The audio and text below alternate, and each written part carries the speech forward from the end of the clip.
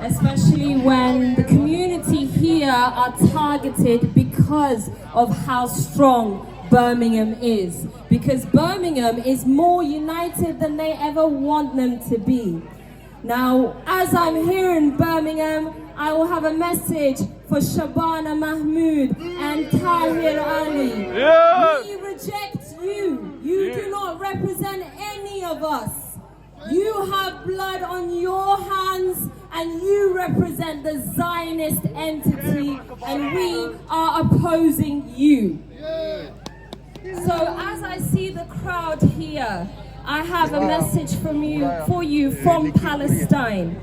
The Palestinian people appreciate that we have a British privilege, and we must use that British privilege and go to Palestine and visit the Palestinians. They need us to help boost their economy so they can resist the occupation. And I know some people will wait until Palestine is liberated before they visit.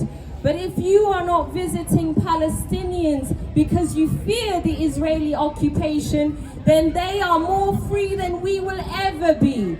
So it is our duty to utilize our privilege and be their witness and be their physical barrier and protect them from the Zionist entity. Because the reality is they fear us. Yes. Zionists fear our privilege as being British. So when I was in Palestine during this war, I went through 3 checkpoints to try and make it from Ramallah to Jerusalem. We had Israeli soldiers surrounding our car with M16 rifles. Had I had not spoken in eloquent English, we would have all been arrested that night. But it was my British privilege that helped my friends return back to Jerusalem when we were stuck in the West Bank. If I was not their witness, what would have happened to my friends that night? So as we are together, one thing that I want to say is Palestinian resistance is the strongest in the world because they have strength in their community. And that's why the Zionists have infiltrated the right to make sure we have a destroyed community, a divided community in the United Kingdom. It is time that we steal the identity back from the hands of the Zionists, because we are here and we are all British and we rebuke the Israeli entity, and we do not want that association with our identity. I'm a 4th generation British Bengali, and by the 5th generation, we will not be associated with the state of Israel because that is not my history as a Bangladeshi. We are in a unique moment. We have time. When I stood in the general elections, I had 3 weeks and 10 campaigners, 10 volunteers, and I managed to come 3rd. I defeated the Tories, I defeated the Reform Party, I defeated the Lib Dems. Yeah!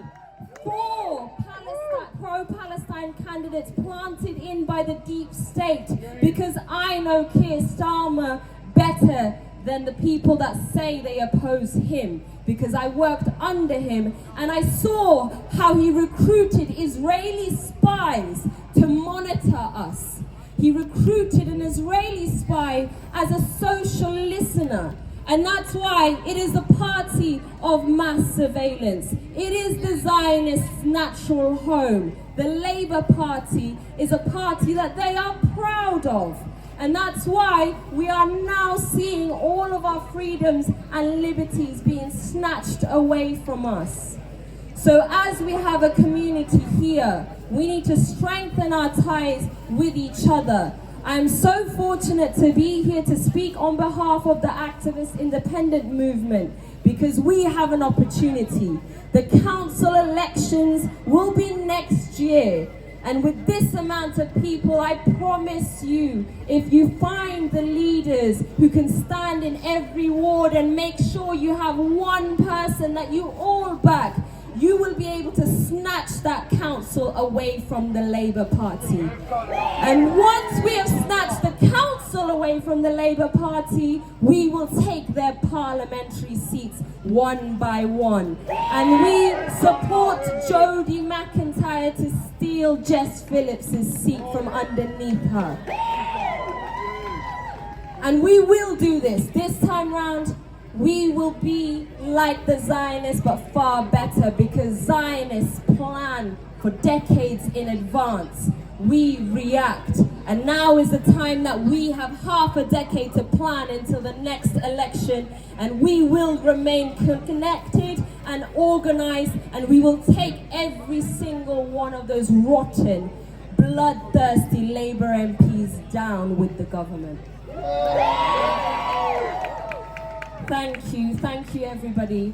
And I think that what we need to focus on is the fact that they say it's a ceasefire, but Jenin is on fire. Just days ago, 2,000 families were kicked out of Jenin. They have been bombing Jenin. We keep our eyes on the West Bank as much as we keep our eyes on Gaza. Jenin is targeted because it's the only city in the West Bank where Israel failed to build any settlements, because the resistance in Jenin is the strongest resistance. It's an independent resistance, and they cannot enter refugee camp. They cannot enter the Jenin refugee camp because of the strength. So we stand with our brothers and sisters in Palestine, and we stand with our brothers and sisters here who are being occupied and persecuted for fighting the occupation. Thank you. Wow.